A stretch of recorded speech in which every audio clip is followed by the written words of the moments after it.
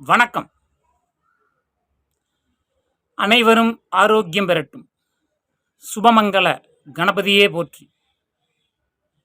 எவரெல்லாம் ஆயுசு ஹோமம் செய்தல் வேண்டும், அது எந்த இடத்தில் செய்யப்பட வேண்டும், அதை எப்பொழுது செய்தல் வேண்டும், இந்த கேள்விகளுக்கான விளக்கங்கள் பலராலும் பலவிதமாக சொல்லப்பட்டாலும் வேத ஜோதிடத்தின் வழியாக எளிமையாக விளக்குகின்றது அக்ஷயா ஜோதிடம்.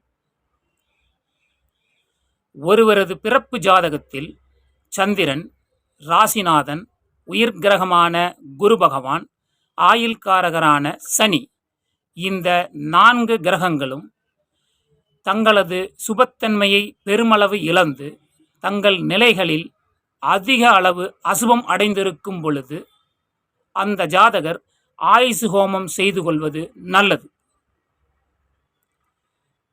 இந்த ஆயுசு ஹோமத்தை தாய் தந்தையரின் பலமான ஆசியோடு இறைவனது ஆலயமான சிவன் ஸ்தலங்களிலும் குருவே வடிவான அரச மரத்தடியிலும் செய்வது மிகவும் சிறப்பாகும்.